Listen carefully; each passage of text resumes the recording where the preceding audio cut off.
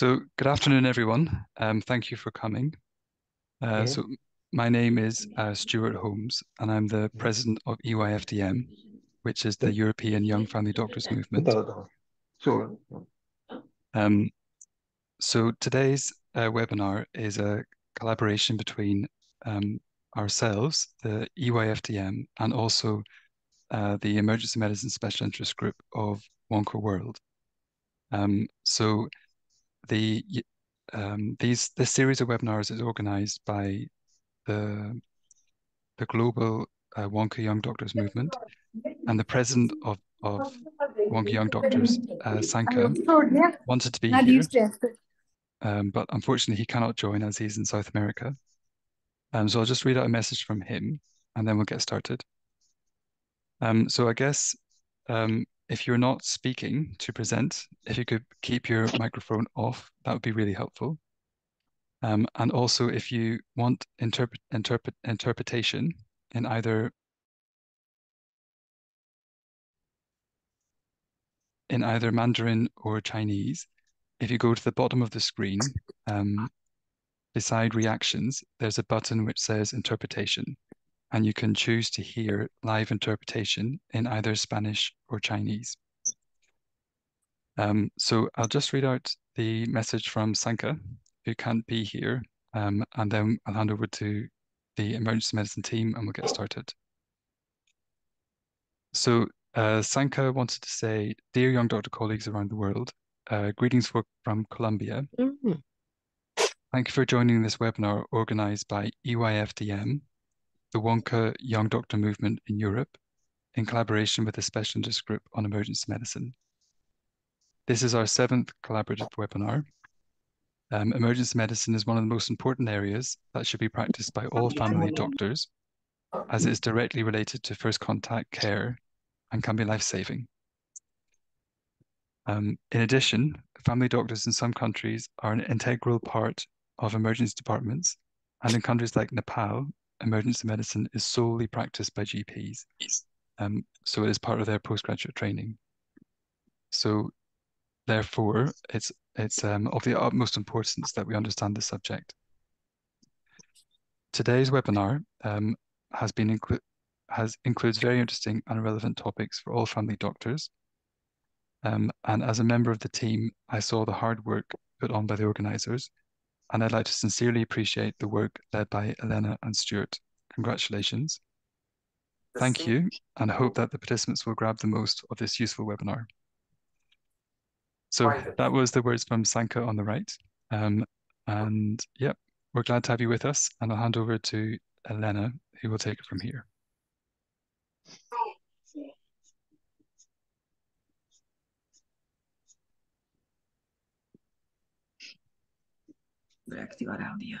Thank you very much, Stuart. Okay, guys, so very welcome to our webinar. My name is Elena, and I am the chair of the WONCA Special Interest Group on Emergency Medicine. And I would like to tell you a couple of things about us. First of all, to present our incredible team. These two guys are Roshan from Nepal and Miriam from Bolivia. And they are our small young candidates from the Young Doctors Movement to represent this movement in the WONCA Special Group on Emergency Medicine. And here we would like to say very warm thank you to these beautiful two girls, Komali and Chloe, who are our colleagues and our interpreters in Chinese and Spanish. And here we are, and we are the joint team of the WONCA Special Interest Group on Emergency Medicine and the foundators of a great project on ultrasound, which is starting to be organized in the Young Doctors Movement of Europe, EYFDM. So now we start our webinar already officially. And I would like to explain you just one concept, very important concept for us, as WONCA Emergency Special Interest Group. And this is that our group includes family doctors who are passionate about emergencies from all over the world. And therefore, we wanted to adapt the content of our webinar to different levels of complexity, which can be useful for the doctors with different level of knowledge requirements. It depends on the profile of the work of family doctors in each given country, their involvement in the response to emergent pathologies with different levels of complexity, the infrastructure of each region's health system, and the economic capacity to provide its professionals with means of diagnosis and intervention. So we know that the emergency medicine made by family doctors is not the same in Spain, in England, in India, in Nepal, in mountainous regions of Bolivia, or large rural territories of Australia. And the service portfolio that a family doctor who works in emergency can offer in each country is very, very different. For this reason, we wanted to offer a material for different levels of difficulty, as well as present you a selection of typical health problems chosen by professionals from different regions of the world. We hope you will like the diversity of our material, and especially its presenters and the lively and vibrant spirit of our group. To begin, I would like to introduce you to our young colleagues from European Movement of Young Family Doctors. They are the heart of Ultrasound Group project. It is their first appearance on the WONCA stage, and I invite you to give them the warmest welcome and all your support. The project coordinator, Dr. Eva Leciaga from Catalonia, Spain, couldn't be with us this afternoon, but I give the word to her team, the core block of the group, that we hope will soon be an official EYFDM working group. And the stage is yours, Anna. Thank you, Elena. Thanks everyone for joining us. We are presenting, first of all, the Ultrasound EYFDM team, and we are going to teach you some of the basics of the ultrasound for emergency department. So next, please. Yeah. This is the index, the program we are following today. We are first speaking about the basic principles, then the indications of the ultrasound in emergency departments, and last but not least, the EFAS protocol for polytrauma and the RUSH protocol for shock. Next, thank you. This is our team, the ultrasound team. First one is me in the left. I'm Anna. The next one is Ravi, which is teaching us the FAST protocol. One is Drago, which is gonna teach us the RUSH protocol, and the last one is Eva, the person who was the main organizer of this, but couldn't attend in the last moment. So that's it. Thank you. Well, first of all, we are gonna talk about the choosing the right ultrasound probe based on application. Next, please. There are only 3 kinds of probes in the ultrasound system, and we would like to begin for the first one, which is the smallest one. It's the sectorial one just for the cardiac images, and you just have to remember that it's so small that you can peep between the ribs, so it's just only used for cardiac images. The last one, the C one, it's called the convex one, which is the deepest one. It's only used, well, it's used for abdominal cavity. Sorry, yeah, it's used for the abdominal cavity. And if you don't remember, you're not used to it, just remember that it has like a belly. So it's for the belly, okay? And the one in the middle, the sectorial one, the linear one, it's just flat, like the skin, because it's for superficial structures, such as anything that it's just below the skin, or for example, the thyroid, which is so superficial, right on the neck. Next one, please.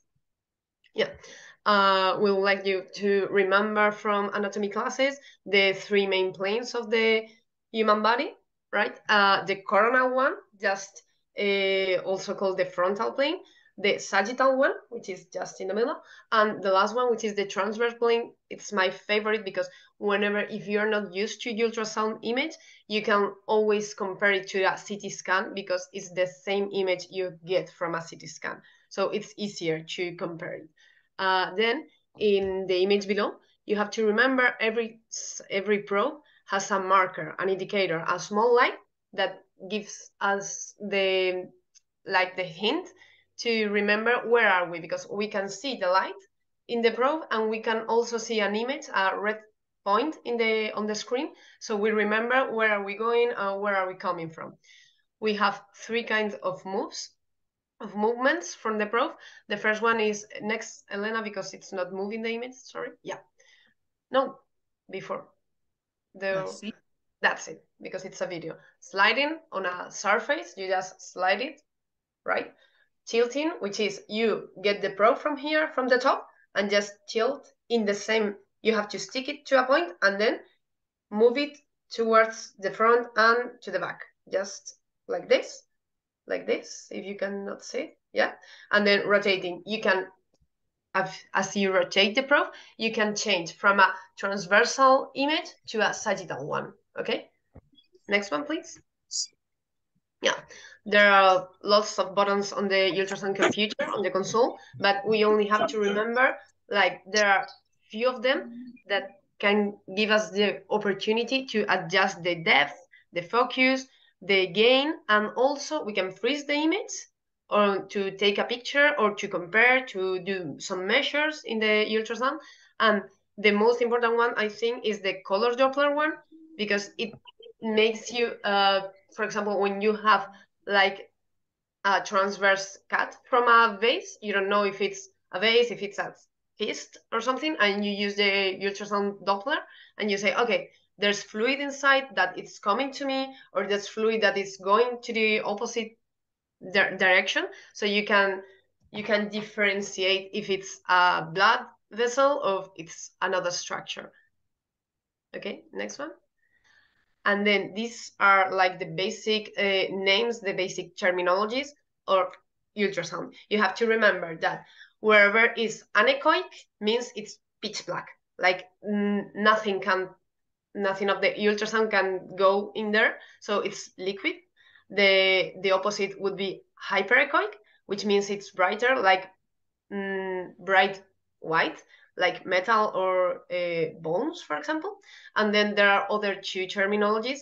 There are isoechoic, which means two structures have the same color, the same texture, the same echogenicity, right? Like, for example, the spleen and the kidney. And hypoechoic, which means some structure is hypoechoic, it's darker than the other one. For example, the liver is hypoechoic, it's darker than the right kidney, if you can see it in the picture, right? Okay, next one.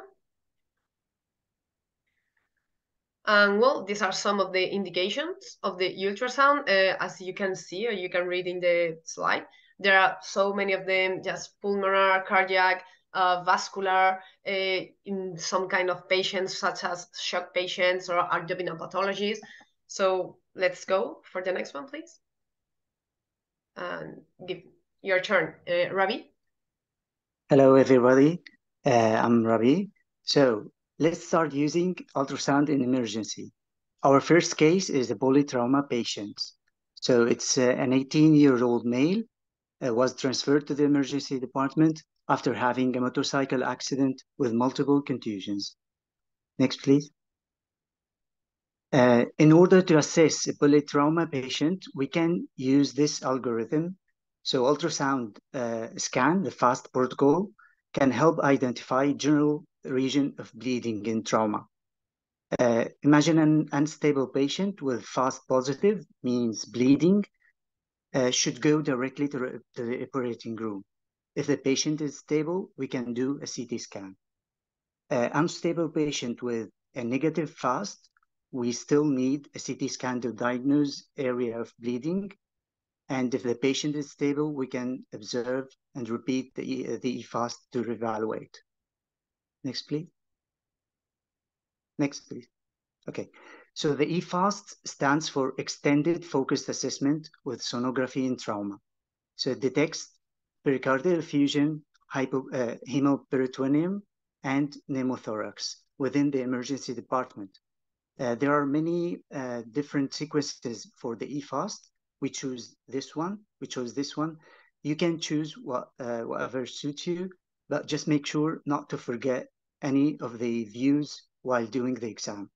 So we'll use the same transducer during the exam. It's the convex probe with a preset of fast or abdominal. We start with number 1. So it's the cardiac or subshaphoid view. It answers the question, does our patient have a fluid in the pericardium? So for this view, you point the probe indicator towards the patient's head and aim the beam towards the patient's left shoulder. You can, as you can see here, there's an area, a black area, and a echoic area around the heart, which indicates he has a pericardial effusion. Next, please. So for the next 2 views, the number 2 and number 3, remember to look for free fluid, both above the diaphragm and below the diaphragm. So above for hemothorax and below for hemoperitoneum. So number 2 is the right upper quadrant view. This is usually the most sensitive view of the EFAST exam because since the liver is the most commonly injured organ. So maybe our patient has an injured liver and we can detect here if he has the problem. So the probe indicator towards the patient's head also, in the mid-axillary line at the 10th intercostal space. We can here see the black area in the hepatorenal space or the Morrison pouch, where it's usually identified free fluid. Next, please. And moving to the third, number 3, the left upper quadrant view. The question here is our patient has a free fluid in the abdomen or the left thorax. So again, the probe indicator towards the patient's head and in posterior axillary line in the 8th intercostal space. And free fluid is most frequently seen in the perisplenic space, the Morrison, the perisplenic space between the spleen and the diaphragm, as shown here in the photo below. So next, please. Okay. Now, number 4 is the fourth view is the pelvic view. So it answers the question, does my patient have a free fluid in the abdomen or pelvis? It's important here to consider the sex of the patient, of your patient, as free fluid has a tendency to accumulate in different locations depending on the patient gender. So you point the indicator towards the patient head in the longitudinal view in the patient midline, right above the pubic symphysis, and you tilt the probe to point down towards the pelvic cavity.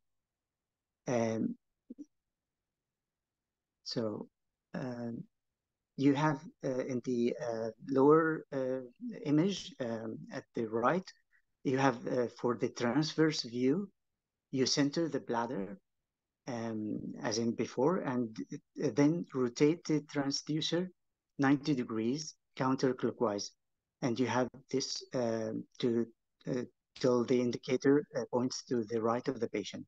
So in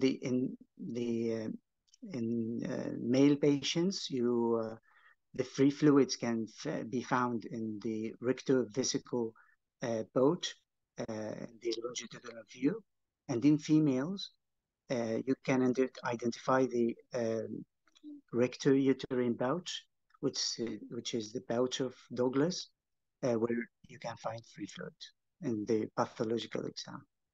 Next, please. And finally, we go to the lung views to identify if our patient has a pneumothorax. You point the indicator towards the patient's head in the mid-clavicular line at the second intercostal space to the right and the left lung, respectively. So this point is the most sensitive spot for looking for pneumothorax in the supine patient. But first, the ultrasound finding to confirm you are in the correct position is to look for the two ribs shadow, the black area below the bat, and which is the bat wing sign. So here you look for the lung sliding. If you may, the next, please, we can see the video. So now it's moving, it's the lung sliding during respiration. If lung sliding is present, you can rule out pneumothorax at that ultrasound point. And that's it. Remember that this view will help you with another protocol. It's called the blue protocol, looking for the lung pathologies. So, but we save that for another webinar. Thank you. So yeah, now it's my turn. Thank you, Rabe, for this presentation, and thank you, Anna, as well. Now we have a patient that is in shock. It's a 19-year-old patient that comes to the hospital because he is in shock, in stupor, hypotension, and the rash. And we're gonna find out very fast why is he in a shock. Can you move the slide? So we have the RUSH protocol, which is the rapid ultrasound for shock and hypotension. And we start with a patient that has a low hypotension, low ejection fraction, and we're going to have to look for the heart. We're going to have to look for the heart if the ejection fraction is high or low, if the right ventricle it has a strain or not, so for a pulmonary embolism, if there is a pericardial effusion or not, if there is a high or low cardiac output. We're going to check for the inferior vena cava as well to see if it's collapsible or not, to know what type of shock we're talking about. We'll have to look also with a part that overlaps with the fast exam that Rabe presented to see if there is bleeding inside. So this is why we're going to watch around the abdomen to see if the Morrison or the fast exam that complements it, if there is an hemperitoneum. Afterwards, we're going to check for the aorta, and in the end for the lungs, for the pulmonary part, to check if there is a pneumothorax. We're not going to cover all of them because this is only a presentation to keep you interested into ultrasound, but we have a little mnemonic for this with a high map. If the patient is low map, we're going to make it high map in order to check if everything is going on correctly and to correct all these parts. So what we have in the RUSH examination, we have several views of the heart, the parasternal long cardiac view. We have the apical fold chamber view, the inferior vena cava, a part that overlaps with the EFS examination. Then we're going to check for the aorta and a pulmonary view. Can you move the slide? So I have myself a little probe because we do not talk about that, but there are always some innovative ways to make ultrasound, and this is a more cheaper alternative, but it is not as qualitative as the bigger and more expensive ultrasound machine. But this is a little butterfly machine that can help us make bedside ultrasound, point of care ultrasound. So this is, I'm going to show it on myself. How do we put the probe? So for the parasternal lock axis, we're going to have the marker of the probe onto the right shoulder, like in the image next to it. And I'm going to show you my heart to see if I'm still alive. And we're going to evaluate the heart to see if everything is going okay. So usually you can see also the heart. Here, my heart is moving. This is, I do not have the best of images because I'm doing two stuff at the same time. So what we're gonna see, we're gonna have the left ventricle. We're gonna have the left ventricle that we're gonna see it here. I think I'm gonna point it more on the screen because it's easier, but you can see that it's something that we can do it very easily as I'm doing it live for you now. So we're gonna have the left ventricle. We're going to have the left atrium. We're going to see how it contracts. In the image in the middle, we have a normal ejection fraction. And at the third image that is on the right side, we have a reduced ejection fraction, just to make you have the image that we can evaluate with our eyes. There are more quantitative measures, but we're not going to talk about them because this is only an introduction. Next slide, please. So there is another view that is called the apical fold chamber. When you put the probe with the pointer towards the left shoulder, and we're going to put it into the 4 to 5 intercostal space and more on the medioclavicular line or on the left side. So what do we see here? We see the 4 chambers of the heart. So we're going to check the right ventricle, the left ventricle, the right atrium, the left atrium. And we're going to look if there is free fluid and if one of the ventricles is more enlarged and if they are contracting as they should. So now I'm going to have a question for you. I know that I'm checking now that we do not have to interact a lot, but you can put your answers into the chat. What do we see on the image on the right? We see a black spot that it's around the heart. And I'm going to let you point the answers into the chat if you want to. But yeah, exactly. It's an ecologic image. So we're going to see fluid around the heart. Exactly. Very well. I see that people are already starting to respond. Next slide, please. So yeah, now we're gonna see another image of the heart. So I'm gonna make you work right now. What does the pointer point to in that image? Come on, let's chat a little bit. You can put some text into the chat.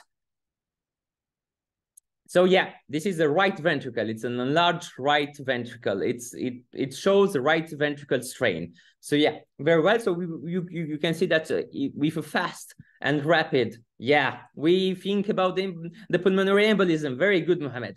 Very good. Exactly, that patient that shows with this enlarged right heart has a pulmonary embolism. Very good. Next slide, please. As I said, we're not going to check only for the heart. We're going to check also for the inferior vena cava to see if there is collapsible or not collapsible in order to see what type of shock do we have. If it's more if it's collapsible, our shock is mostly a distributive shock with the heart that's going on, and it's dilated. We have another type. Oh, yeah, exactly. Mohammed is right on there to check about this all. We're going to go on to the next slide. So now we can also check for the aorta. I'm not going to give all the details, and we're going to keep all the other questions at the end of the presentation because I'm not having a lot of time. I'm going to just put a normal presentation of the aorta. Exactly, Mohammed, you're right on top as always. The image that is in the middle shows a normal aorta. How do we see it? In the back of the aorta, we see the vertebral body. Again, the probe orientation, it's like this. It's in the abdomen. And at the abdomen. And on the image on the right, we see an abdominal aortic aneurysm. You see it very enlarged. You see it, it's just a spot on diagnosis. Next one. About the pelvic views, this is the part that overlaps with the EFS examination. We're going to check if there is blood somewhere in the body in order to correct that. That can explain the shock. Next slide. And then we also had the lung part that Rabi also magnificently explained in order to see if there is a pneumothorax or not. Exactly, free fluid pelvis in the pelvis. Mohammed is always on top as well, very engaged. Thank you. So yeah, this is, I think this is the last slide. We want to thank a lot POCUS 101. That's a very cool ultrasound website. You can find a lot of images, and we have to thank them for these images. I'm giving okay. Magnificent presentation, guys. Thank you so very much. You are our stars, our promises. Very good luck with your project of the Ultrasound Special Interest Group in the EYFDM organization. Okay, now we continue with the next theme, and next theme presented by another team. And these another team are Rocío from Madrid, Spain, Nisanth Kerala, India, and me, Elena, from Balearic Islands, Spain. We are members of the WONCA Special Interest Group on Emergency Medicine, and we decided to present to you very shortly one small project of ours. We have many of them, and it is the approach to the aggressive patient in the daily practice of family doctors. Now here go rhetoric questions. How many of you did experience aggression during work in healthcare or as general practitioner during a consultation? Now, how many of you did experience the verbal aggression? And how many of you did report the verbal aggression? Next question, how many of you did experience physical violence? And what about the sexual harassment during the work? Next interesting question, how many of you thought that this is a form of violence, the sexual harassment in the work?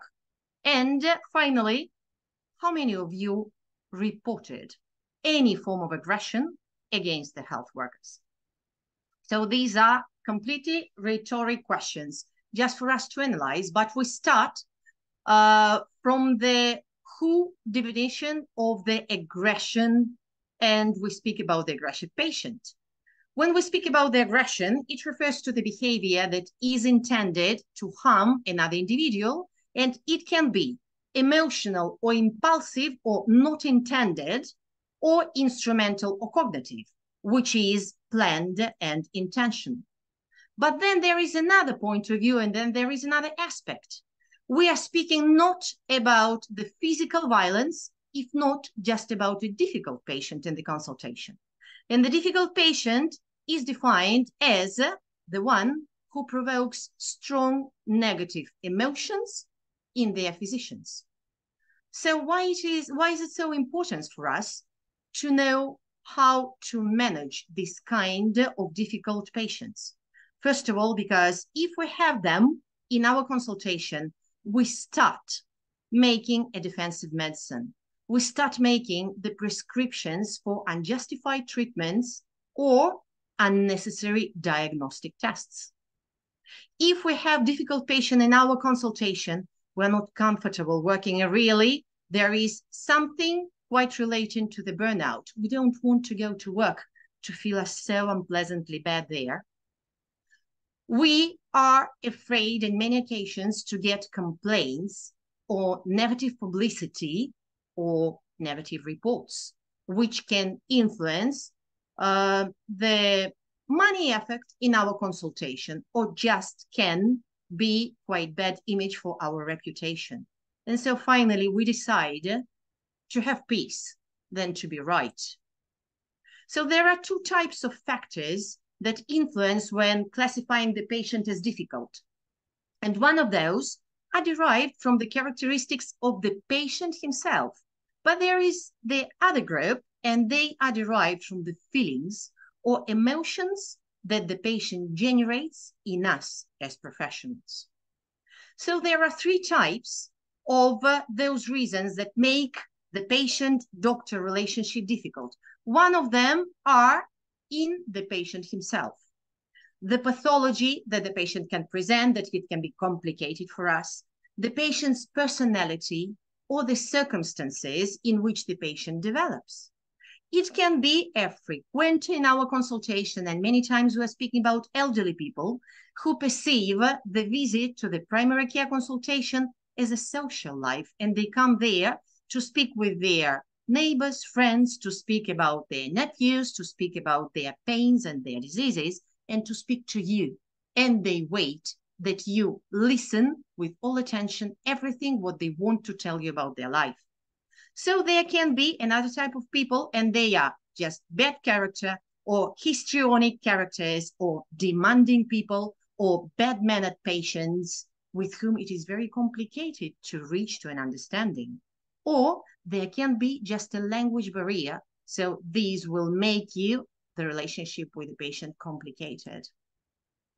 There is another side of this coin, and there are reasons that depends on us as professionals. It can be our own personality, our own character. There can be our own health disorders and our personal family problems. We can have multiple jobs that lead us to express during the consultation haste. We can have our complicated character, difficult to deal sometimes with the people, and we can have our personal communication barriers. And there is the third side of this multi-side coin, and this is the environment, something what doesn't depend on nobody of us, not on the patients and not on the professionals, just the inappropriate reception, organization, and the circuits of the user attention. So the patient is unsatisfied, and many occasions that this unsatisfaction has lots of reasons. So the patient can suffer because of the excessive waiting times for the consultations of the specialists, or during the consultation, he feels frequent interruptions or feels that the doctor has lots of paperwork, which is unable to manage.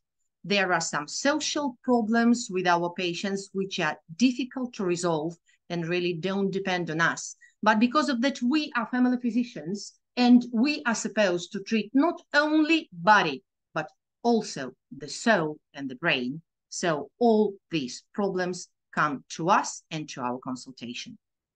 Rocio, could you please explain us this matter? Yeah, I'm going to speak about the psychological declaration of violence. So, please, Elena. The first thing we have to understand is that it's not the same frustration and intimidation. A patient which is frustrated is not under control, and you are feeling angry, also irritated, and you have some empathy with your patient, but you feel almost the most of the time angry. And the intervention that we have to do in these situations when our patients are frustrated is empathizing, understanding what's happening to the patient, what's the problem with them, and why they are so angry. We have also to understand what's intimidation. The patient, when is trying to intimidate you, is focused and is in control. He knows what he wants to do. It makes you feel scared and angry, and you can't empathize with him or with her. And the intervention would be in these occasions boundaries. Also, if you don't understand exactly if they're frustrated or intimidated, the second one is the one you should do. Please. Continue. Yeah. What happens if you can't find this empathy that we are asking you to find? Why is this patient in my allergy zone? I should ask to me, to try to understand. I have to do this kind of questions. What does this say about my best core quality? What are my weaknesses and the challenges into this? So in these cases, if I am ambitious, too much of these ambitions would make me be impatient, which shouldn't be the best way. We should change to the opposite one, which is patience. We have to be patient, and we have to be ambitious, because too much patience is not good neither, because we go to passivity. And the opposite of passivity is ambitious. So we should stay in these two, ambitious and patient. Okay, I follow, Rosie. Okay. Good. Okay, so from these points, there are several situations to be avoided. Thank you very much. The situations to be avoided are to overlook the situation. And to overlook the situation can be because of that we downplay the situation, or because we ignore the patient's feeling, because we really don't consider this feeling to be justified. And then there is one very important thing to be avoided. We must never blame the patient for provoking unpleasant feelings in us. So here, there are some recommendations to improve the relationships with our patients in these complicated situations. First of them is always be respectful. Avoid using first names. In Spanish, we call it tuteo. even if there is cordiality and tenderness and understanding in our relationship. But please keep everybody in his place. Keep a distance. Be very careful with the non-verbal communication, since a gesture that we make can be distorted by the patient and the relatives, and it can create very serious, unnecessary situations, and we can even fail in our therapeutic intervention. Another recommendation is kindness and affection.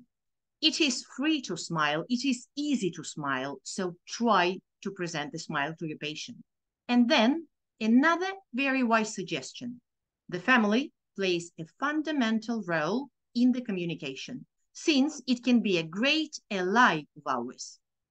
So always be ready to give as many explanations as are necessary and requested to position the family on our side.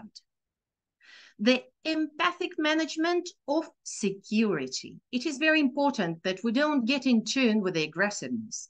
And the objective is to avoid escalating the situation with our own emotional response.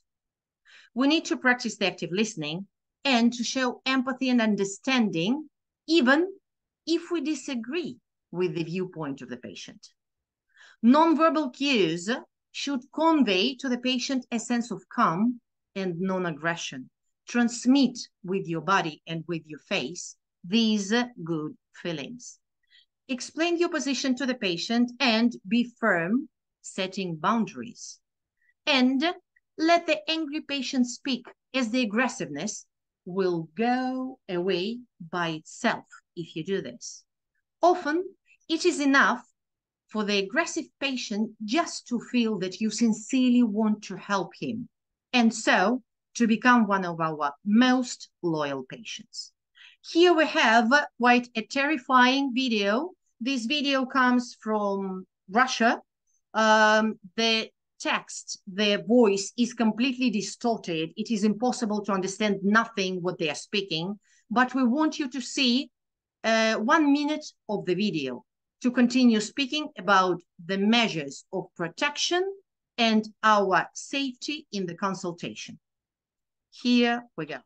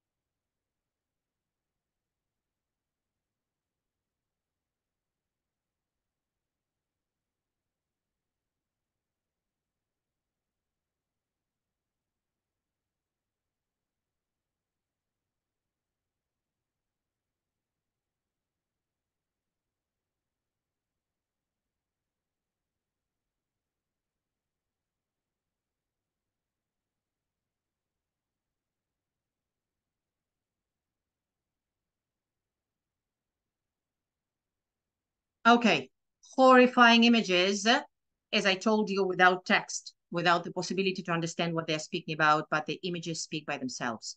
Please, Rothi, explain us this secure office setup. Yes, Elena. Well, I want to explain one ways to make your office more sure and effective in case that someone wants to. Unmute yourself another time, Rocio, please. Excuse me, sorry. Yes, I want to explain or to give you some pieces of advice of how you should think about your office in order to make it sure and in case someone is going to be aggressive and wants to make something bad to you. So imagine that you have one door in your office and you should think where to put the desk in order that you escape the more efficient way. In this case, if you have the desk in the middle of the room, the patient is closer to the door, so you won't be able to escape. Continue, please, Elena. The patient will lock you, will be in the middle way between you and the door, so you won't escape. In this case, I suggest you to put the desk in the middle of the door. You have more space back to back, but who cares? The first thing you have to think about is about your own security, and in this case, you have the door very close, and you could escape in case you need to. The thing is easier if you have two doors. Please. Well, in this case, of course, if you have the door in the other part of the room, it will be impossible to escape. I suggest you to do it this way, putting as before the desk in the middle, so you are closer. But as I was saying, this is easier if you have two doors. Many offices have two doors. In Spain, it's very common. I don't know in other countries. Please, Elena. So in this case, it's really obvious. If you have a door back to you, you just run. But sometimes you never thought about you have two doors, and both doors are close to the patients, and you don't have a way to go out. So the patient will be closer to those doors, and you won't escape. So in this case, you put the desk closer to both doors, and if you can have one only for you, it would be the best. In that case, you will escape easily. Okay, that's all. Thank you. Thank you, Rosy, very much. Nisans. Yeah, hi. So I would just like to highlight a few cases from the international scenario, basically 2 case studies from India. The one which you see on the left side of your screen, that happened somewhere in the northeast of India, where a 74-year-old doctor, a senior doctor, was beaten to death. As you can see in the image, he was surrounded by a mob of patient relatives or bystanders or attenders, as you call it in your country. We call them as bystanders here. So as many as 30 of them barged inside a room. So I'm just taking back your attention to what Rocio just mentioned about a single room clinic of a doctor where he was seated inside. The desk was inside, and the doctor was seated opposite to the door. As you can see, the door is on the left side of the screen, and almost 30 relatives barged in and manhandled the doctor, and he was beaten to death. Then another case scenario which we recently had, another tragic one, was of a young doctor in my own state, the southernmost part of India, that is Kerala. And she was a young doctor, a 24-year-old doctor who was getting trained to practice as a doctor. And that was another unfortunate event where a prisoner was brought without handcuffs by the police, and the prisoner was in a mood to attack people, and the rest of the hospital staff and doctors, they ran inside their rooms, whereas this young doctor, who didn't have any idea of what was to be done, was alone with this prisoner in a hall. So that was again a place where she was to confront with the prisoner who stabbed her to death with whatever was available in the corridor. So those two are like a reminder that you should have an escape route in place, and also not to confront any patient or their relatives whenever they are in a mood to attack or manhandle you. Can I just move on to the next slide? Yeah. We'll also be covering about the pharmacological restraints.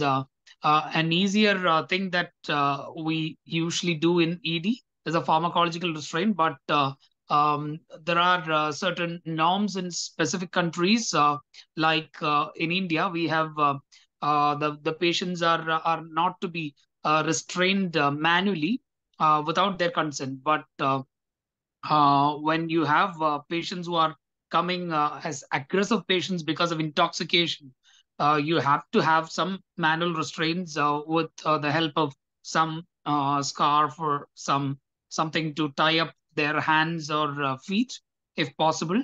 But if that is not possible, we go for pharmacological restraints. And the one shown in this picture is a nasal atomizer device, or the mucosal atomizer device, as you call it.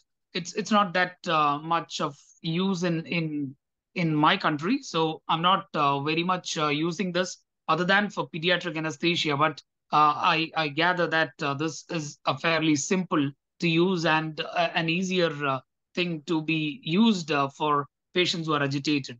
And the drugs which are commonly used are the benzodiazepines, in which midazolam is a short-acting and a sweeter drug compared to long-acting things like diazepam and lorazepam.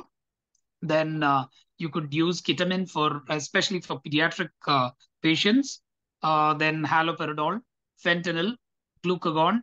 These are the usual drugs, but from an Indian perspective, a few other common drugs which we use are something like pentazocine, which is an opioid or a narcotic, and promethazine, which are given in combination as a high dose sometimes. Then something like a coma cocktail, which we use in ED for comatose patients, but we could also try using for patients who are agitated, because they could be because of hypoglycemia. So dextrose would be a good addition. Then they might be under influence of alcohol. So again, dextrose and thiamine could be used. Then flumazenil, if you consider the patient to be in a post-ictal state after seizures due to various reasons, you never know. So flumazenil and naloxone. So these are probably the pharmacological approach to patients who present as agitated patients in the ED.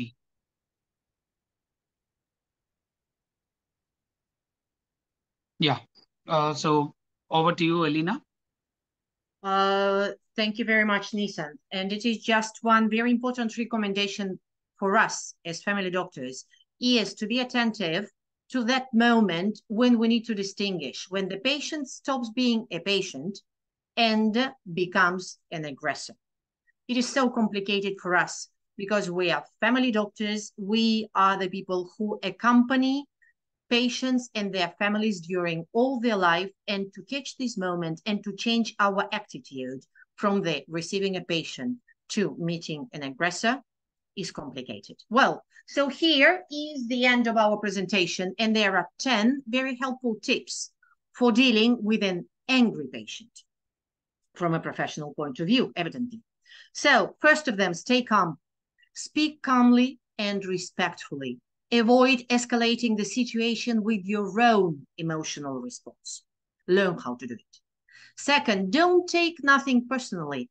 Never, practically never, nothing of the aggression is personal towards you. Third, listen to the concerns of the patients. Find a way to connect with the patient and look for support from the family members. Show empathy and understanding. Smile. And show understanding even if you disagree with the viewpoint of the patient.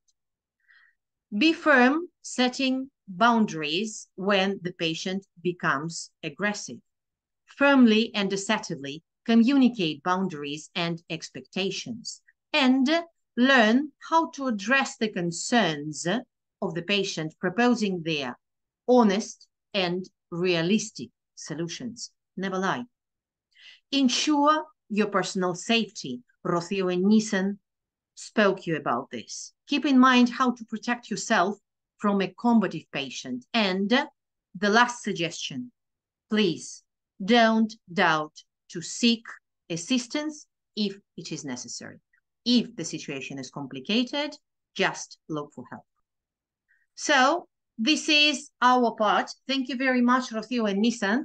And we pass to the last part of our webinar, and it will be dedicated to the emergencies which we normally attend in primary care.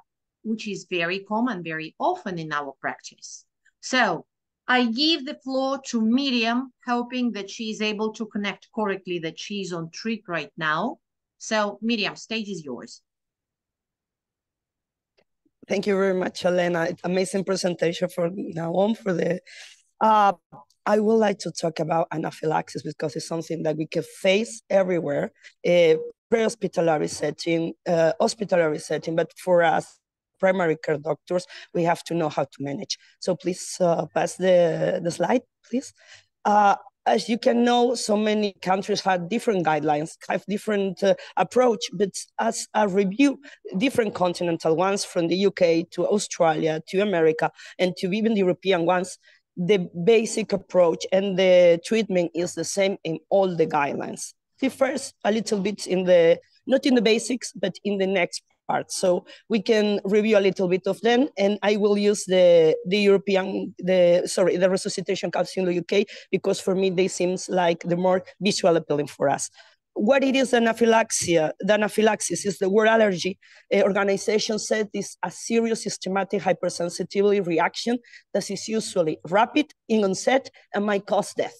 So it's a potentially life-threatening, compromising airway, breathing, and or circulation. You can be affected one or the three parts.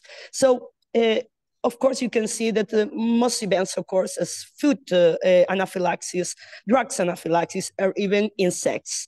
Please, the next one, please. Thank you. You have to be careful because most of the time we think of anaphylaxis on rash, flushing, urticaria, angioedema, but this is maybe in the 20% of the process is not going to happen. So you have the different ones, the poster presentation for you to understand that the difference are minimal, but I choose the Council UK.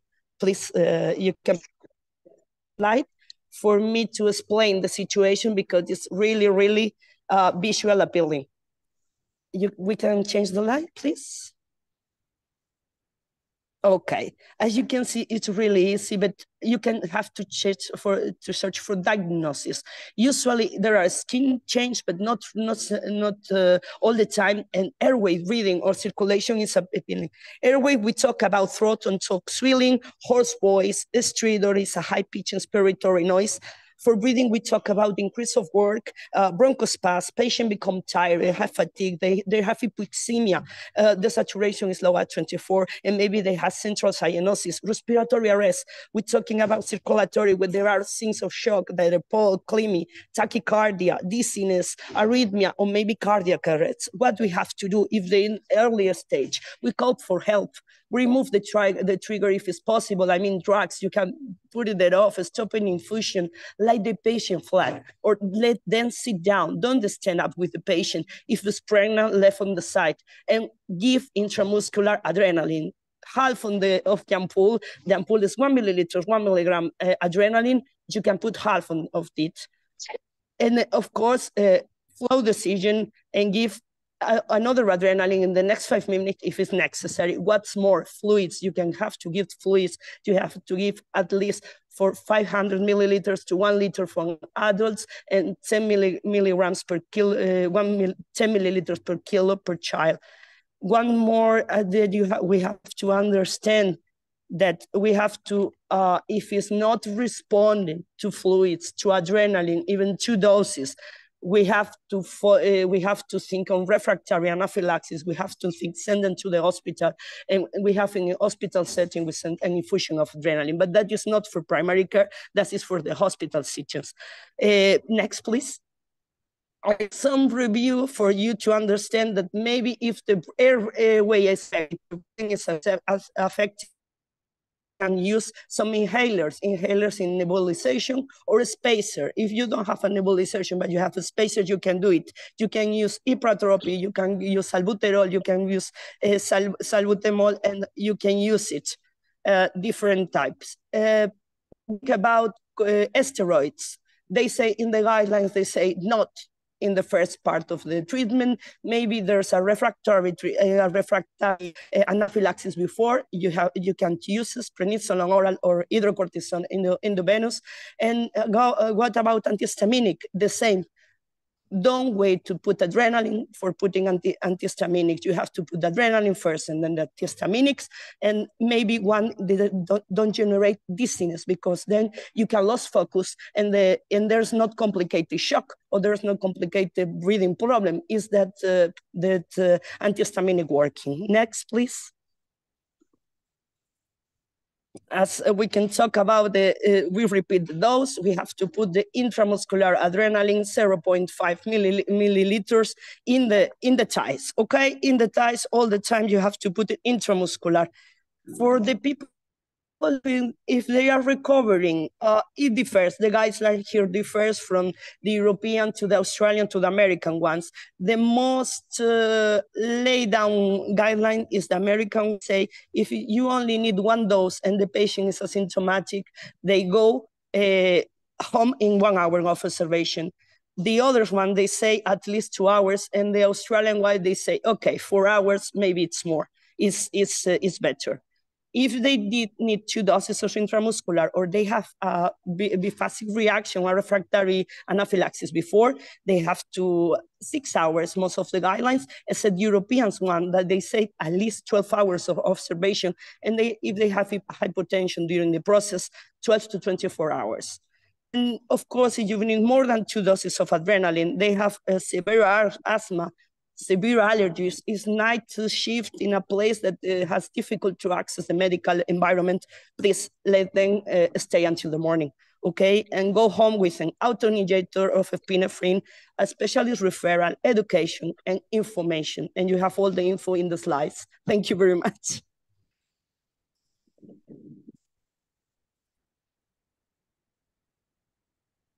And then Roshan will speak to you about ear pathology. Thank you very much, Donnie. Thank you. Now we're going to have another session on ear pathology in the emergency department. This is one of the common presentations that we see in the emergency department, and basically I presented here over the 3 basic variants. They are the otitis externa, acute otitis media, and ear foreign body. This otitis externa is of clinical diagnosis, and it can be a localized localized pattern like furunculatis to the diffuse otitis externa that extends from pinna to whole of the external auditory canal. So in this case, the treatment mainly is the analgesics like acetaminophen or a combination of acetaminophen and the ibuprofen. Use of the topical antibiotics has also shown benefits in these cases, but for the uncomplicated one. But in those cases who have diabetes, who are in the immunocompromised state, topical antibiotics as well as systemic antibiotics is preferred over because it will shorten the durations of the illness. This use of the topical corticosteroids, it also provides the soothing effects, and the use of these external auditory canal packing is frequently done for this. And we can use the compounds like hydrocellulose, we can use the glycerol in our part, and we often use the pack make of that Rivian Goth that mixed with these topical corticosteroid and topical antibiotics combinations formula, and we put that pack into the external auditory canal and reassess that patient after 2 days, maximum of 48 hours. For the air pack, and by doing this we can dispose these cases from our emergency department and we can follow up in the OPD basis. Next please. Another one is this acute otitis media. This acute otitis media is mainly of clinical diagnosis also, because in clinically what we have is like ear pain, which can be unilateral or bilateral, followed by minimum amount of discharge. On examination, the tympanic membrane looks of fiery red presentations like that, and when we do the pneumatic otoscopy, there will be no movement of this tympanic membrane. We rarely do this pneumatic otoscopy in emergency department over here, and Minimum amount of discharge can be there in case of this acute otitis media also. The main treatment for this is analgesics, systemic analgesics like acetaminophen, and a combination of these with ibuprofen. And next is the antibiotics. Systemic antibiotics is preferred for these acute otitis media than the topical one because it can land up in the complications like perforation of tympanic membrane and mastocytitis. While going for this treatment, we also practice this safety net prescription strategy where we give these medications for only a short durations of the time and just let it go. And again, we provide these antibiotics for the next types. And the choice of the antibiotics also differ over here. For example, the first drug of choice here is the amoxicillin with clavulanic acid or the amoxicillin group. And the second drugs of choice for these are the cephalosporin, that third generation cephalosporins we prefer over there. For this case, once managed in emergency department, can be discharged and need to follow up in 2 to 3 days. We need to assess for the pain and look for these complications development over here. Next, please. This ear foreign body is another commonly seen presentations in the emergency department. The diagnosis is again clinical personality history of something entering into the ear. It can be any living as a living body, or it can be a non-living body. It differs, and the treatment is removal. This removal of this foreign body can be done. It must be done under the direct visualizations. But we have different techniques to remove this foreign body, and the basic use of these concepts and the instrument depends upon the type of the foreign body. We can use the probe methods where we can use JS probe, rubber catheter suction methods, and the syringing methods. But there are few things that we need to consider during this, like if there are some spherical agents, then spherical bodies like balls, steel balls, so we should avoid the use of these forceps. These are the things that need to be considered. And when removing these live insects, we need to immobilize them first and to go for the syringing. Immobilization can be done by use of these whale or olive oil or aqua ear drops followed by the syringing. But while doing syringing also, what we need to consider is either that foreign body has made any injury to the tympanic membrane or not. If the tympanic membrane has been perforated by that live insects, then we should avoid the syringing. We can go for the suction evacuations in this case also, and if pus is formed, suction evacuation can be done. Next, please. Now, this use of this instrument basically depends upon the types of the foreign bodies. For example, if these foreign bodies are easily graspable, like piece of paper, cotton, or foam, we can use these alligator forceps. We can use the suction tip foreign bodies, suction tip instrument for removal of these non-graspable foreign bodies which are round and smooth like a bead. And these wire loop instruments can be used for the removal of these types of the foreign bodies like beads. And irrigation syringing can be done for the removals of foreign bodies like live insects and these small beads also. It can be used for that. Next, please. Now, this is the video that's showing one live insect in a external auditory canal near this tympanic membrane. And we have removed this foreign body using the techniques of syringing, which was done in our emergency department.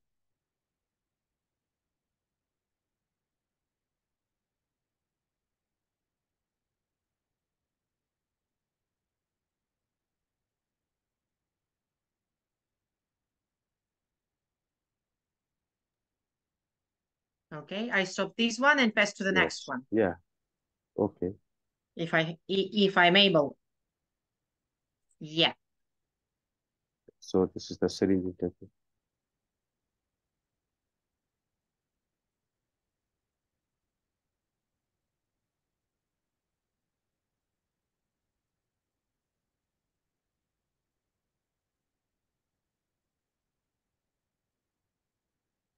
Fantastic. Yes, and the life of the patient is saved. Thank you. Yeah, and insect too. And insect too. Thank you very much. Thank you. Thank you, Roshan. And now we have our last and for sure not least, presenter. And it is Miriam from Bolivia. Miriam will speak in Spanish, and we will ask our interpreter to English to translate her text to you to English. Thank you very much, Komal, for your help, and thank you very much, Miriam. The stage is yours. Muy buenos días a todos. Mi nombre es Miriam Lourdes Vizcamarasa. Soy residente de segundo año en medicina familiar. Me formo en lo que es el Hospital Obrero de la Caja Nacional de Salud en Potosí, Bolivia. Bueno, hoy voy a tocar el tema de desadaptación aguda de la altura. Yo actualmente me encuentro, bueno, en la ciudad de Potosí me encuentro a 4.070 metros sobre el nivel del mar. Entonces, muchas personas que vienen aquí a hacer turismo, que vienen de diferentes países, entonces existen o pasan por este proceso, ¿no?, de la desadaptación aguda a la altura, que les voy a ir explicando en qué consiste.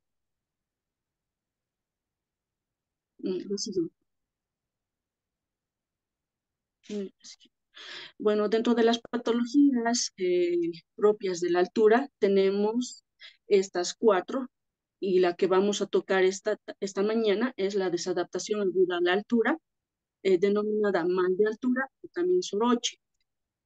Dentro de las otras más severas son el edema agudo pulmonar de la altura, el edema cerebral de la altura y una adaptación crónica a la altura, que sería la policitemia o eritrocitosis propia de la altura. La siguiente, por favor.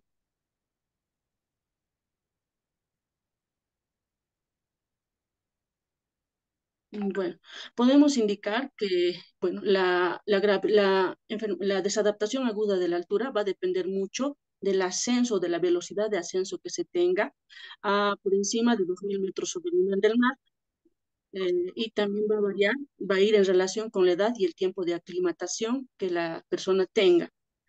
Podemos mencionar que el 25% de las personas que ascienden a partir de 2.000 metros sobre el nivel del mar tienden a presentar signos de sintomatología de desadaptación aguda de la altura, y un tanto del 53% de personas que vayan ascendiendo presentan los signos y síntomas a partir de 4.000 metros sobre el nivel del mar. Bueno, una relación o un parámetro variable entre manifestaciones entre signos y síntomas se presentan en algunos individuos entre 1.800 metros sobre el nivel del mar y 3.500 metros sobre el nivel del mar. La instalación de lo que es la desadaptación aguda a la altura se puede presentar en minutos a horas, y el tiempo de evolución entre la adaptación se produce entre 3 a 4 días, presentando los síntomas en mayor intensidad en lo que es durante la noche y durante la mañana. Bueno, dentro de lo que es la fisiopatología de la desadaptación aguda a la altura,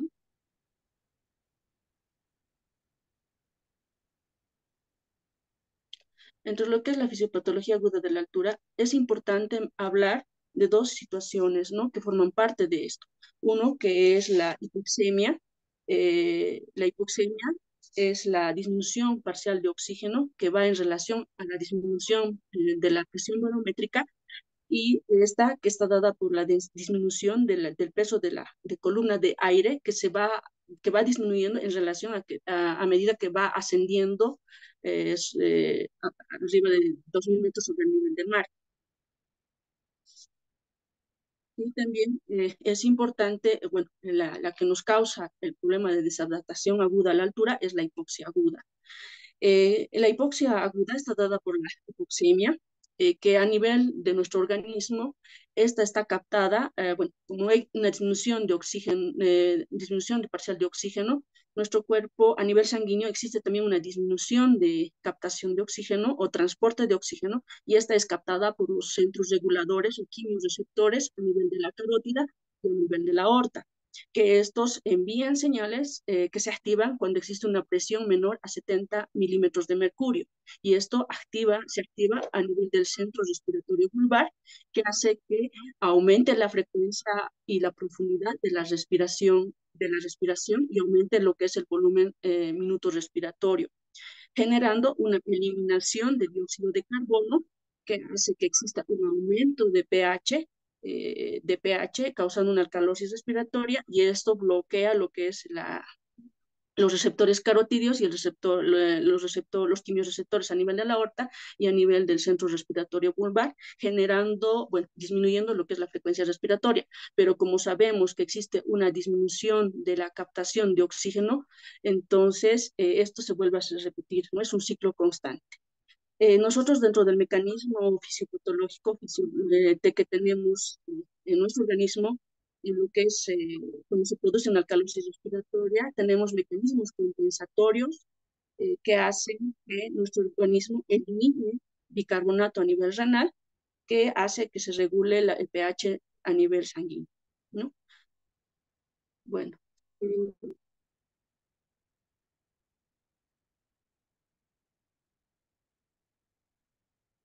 bueno, dentro de lo que es los signos y síntomas de lo que es la desadaptación aguda a la altura, los síntomas más frecuentes son la cefalea, alteraciones del sueño, vértigos, mareos, síntomas digestivos, náuseas, ¿verdad?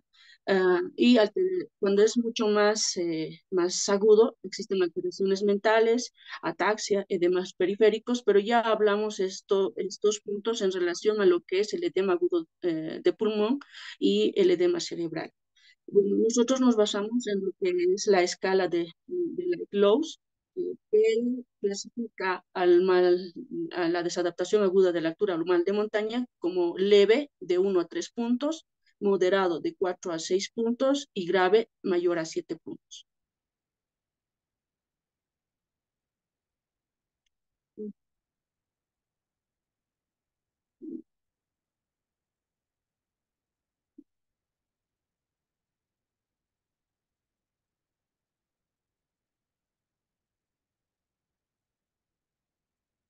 Bueno,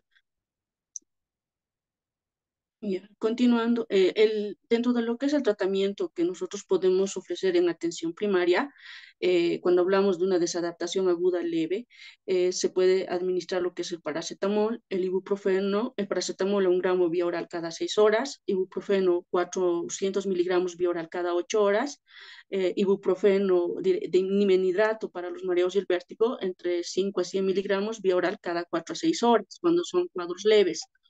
Y cuando hablamos de un cuadro moderado a grave, se puede administrar o añadir al tratamiento lo que es la acetazolamida, que nos coadyuva en lo que es el equilibrio de la alcalosis respiratoria que se va produciendo a nivel de nuestro organismo. Esta coadyuva eliminando lo que es el bicarbonato y hace que bueno, la desadaptación bueno, los síntomas y signos vayan remitiendo. Por lo general, el tratamiento se puede hacer de 125 a 250 miligramos vía oral cada 12 horas en dosis de prevención y 250 miligramos vía oral cada 8 horas a 12 horas en dosis de tratamiento. También se puede llegar a administrar como un antiinflamatorio flebometosol, la dexametasona, 2 miligramos vía oral cada 6 horas, dosis de prevención, 4 miligramos vía oral cada 12 horas en dosis de prevención, o en su caso 4 miligramos EB o intramuscular cada 6 horas en dosis de tratamiento. Pero esto por lo general ya se va administrando en caso de edema agudo de pulmón o en caso de bueno, la siguiente. Bueno, podemos indicar dentro de las medidas generales que nosotros podemos recomendar a las personas que vengan a visitarnos, es uno, tener un ascenso lento, evitar ejercicios extenuantes, evitar el ingesta de bebidas alcohólicas, mantener una hidratación, que es lo más importante, eh, y también la prevención farmacológica se la puede realizar ya cuando se empiezan a presentar síntomas, cuando van ascendiendo a partir de los 3.000 metros sobre el nivel del mar, o un ascenso rápido en 24 horas. Es importante hacer un ascenso paulatino de 300 metros a partir de los 3.000 metros, hacer un descanso, 200 metros hoy, descansar esta noche y volver a ascender 300 metros después.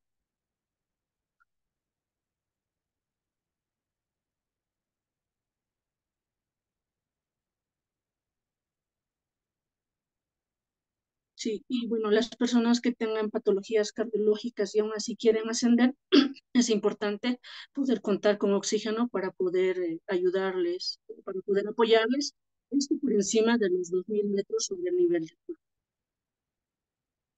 normal. Bueno, este es el tema en cuanto he querido presentar y bueno, agradecerles y un saludo cordial y un abrazo fraterno desde la ciudad de Potosí a 4070 metros sobre el nivel del mar. Gracias. Thank you. Thank you very much.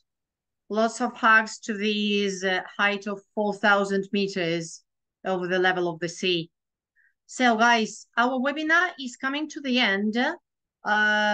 Before Stuart give you the last words and last thanks, and so I would like you to point our contact numbers, our contact email directions. Here on the left, you have the email of the team of the ultrasound of the young doctors, though it is the European movement of young family doctors. Still, in WONCA world, we have the ultrasound special interest group where you can join if you are not the European citizen.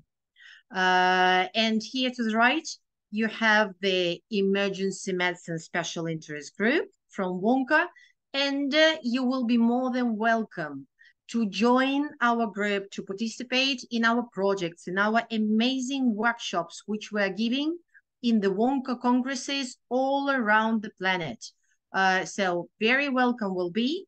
We will try to answer some questions because I see here some raised hands, and I give the floor to Stuart. Thank you so very much. Thanks, Lena. Lena, so do you want us to take the Q&A now, or are we wrapping up? Whatever you consider.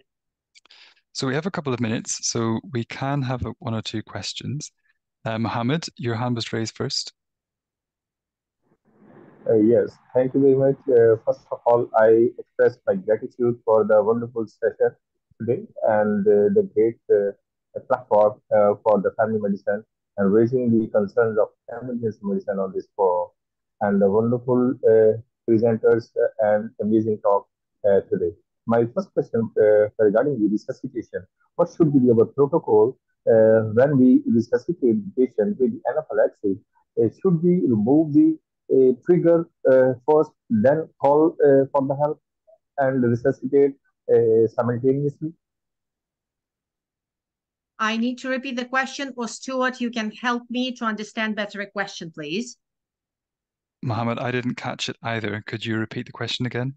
Oh, you write us in the chat just one phrase so that we resume your question and give you a good answer.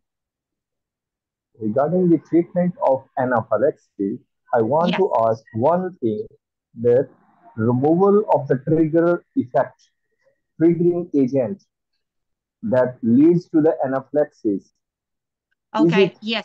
This is a question for Miriam. Just give us a second. Yes, I'm here. Sorry. Oh, you're here. I'm very, very happy. Thank you. So, for you, the triggers. Yeah, that remove the trigger. Yeah, the triggers you have in the slide, but you can receive later. But most of the time for children, the triggers will be food related. Usually it's milk, nuts, and depends on the country you were born. Some countries like Spain or Italy has a high percentage of peach allergies, and some other countries wheat or celery during that. But for children, it's usual. For adults, would be drugs. Usually elderly adults, anaphylaxis, and we are talking about hospital settings or pre-hospital settings, the trigger will shoot drugs administration. So if something happens when a drug is going on, you have to stop it, the administration of the drug or infusion. So when you remove the trigger, you start another endovenous treatment, and you start adrenaline at the same time. Fluids, adrenaline, that is the basic protocol. Then if it's a refractory and maybe the drugs you're putting on, there are a long life process, then you have to administrate other treatments and maintain the patient in observation. But this is usually for hospital settings. We talk about contrast. We talk about other type of drugs. And then we have the last part. Usually, the insect biting that depends on this up to 6.5% of death for insect biting in the UK. So you have to be very careful with the insect bites, because some of them you can have to remove the sting, but others don't have a sting to remove. So you have to check. I think I answered the question. If not, I could search on some more information. Thank you for your detailed discussion on this topic. I want to ask one more question from the Dr. Dragos Paul Hikio regarding the EM course in the first ultrasound course, in the trauma case or in the rush protocol. I extend my we the team of the doctors from Pakistan, named as London Global Emergency Medicine Program.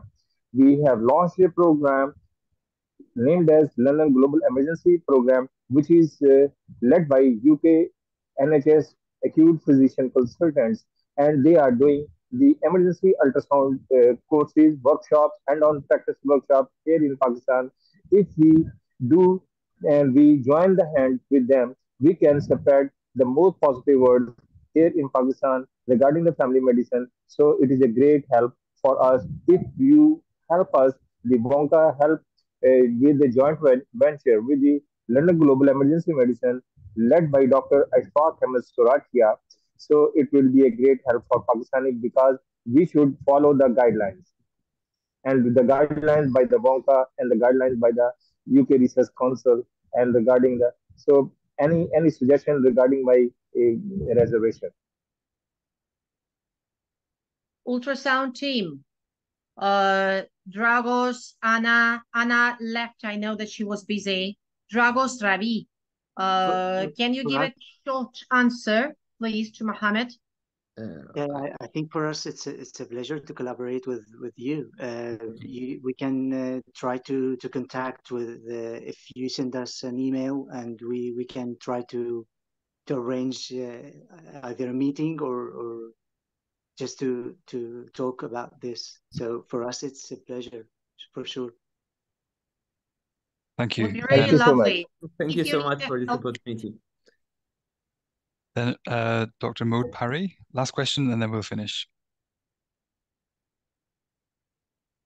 Hi, can you hear me?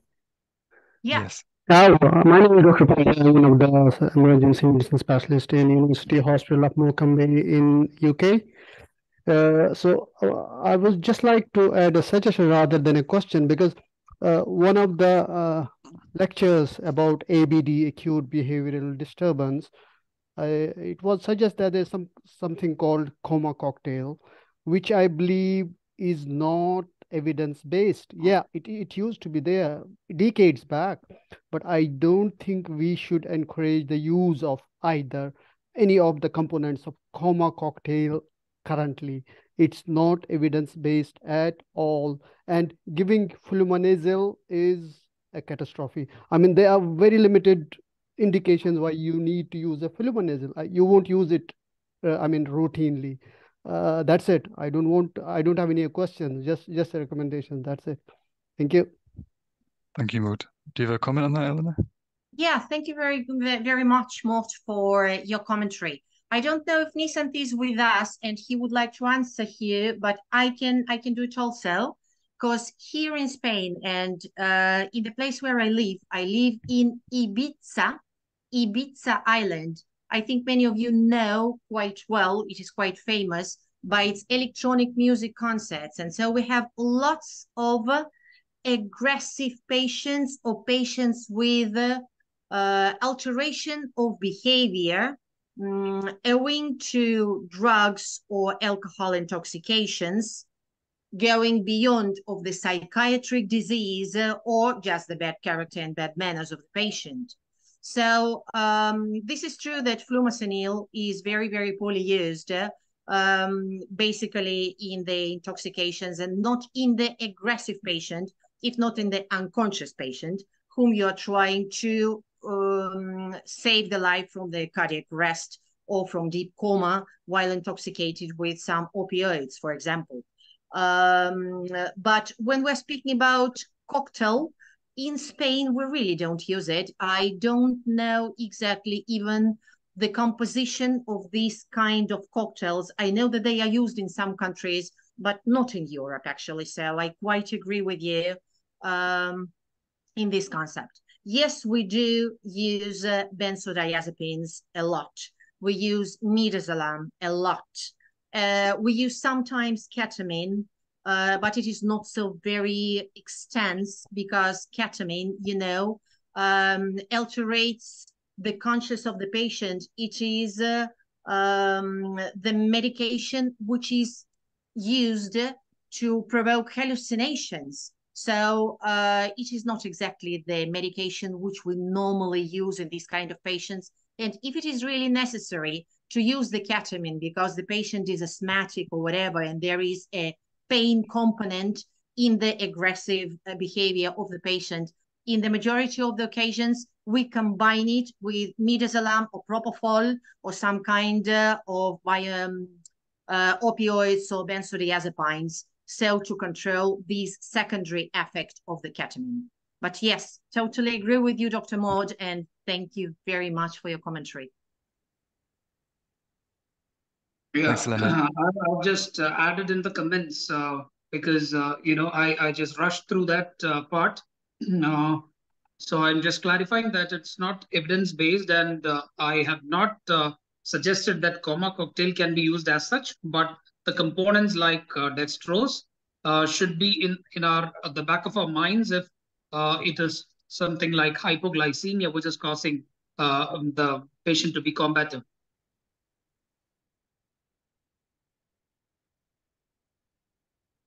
Yeah, specific theme to speak. And I hope that we will prepare for the next WONCA, by the way. We will try to prepare another session of the approach to the aggressive patient, paying more attention to the psychiatric pathology or elderly people, that these patients are more the category of complicated, difficult patients. So if you're interested in, we will maintain you informed. Okay, thank you, everyone. That brings us to the end of the webinar today. So thanks very much for coming. We have recorded it and we will upload it to the YouTube channel of the WONCA Young Doctor Movement. So as Elena was saying, the webinar was a collaboration between the European Young Family Doctors Movement and the WONCA Emergency Medicine SIG. So the contact details of the WONCA Emergency Medicine SIG are on the slide, and also of the EYFDM Ultrasound group on the bottom left. For any of you who don't know, EYFDM is WONCA Europe's Young Doctor Movement, and we organize exchanges and educational conferences for trainee and recently qualified family doctors across Europe. I'll put our website in the chat, so if you're interested, I hope you can look us up. And that's it for today, and have a nice rest of the weekend. Thank you very much, Stuart. Thank you very much, guys. Before I go, I think special thank you to Elena for coordinating everyone, because it was a lot of work to do the webinar, and she really kept us all in check. And thanks also to our interpreters. Yeah. Thank you so much. Thank you. Thanks a lot. Thanks, Alina. Thanks, Stuart. Bye. Have a nice Saturday evening, everybody. Good night. Night, Bye. night. Thank you.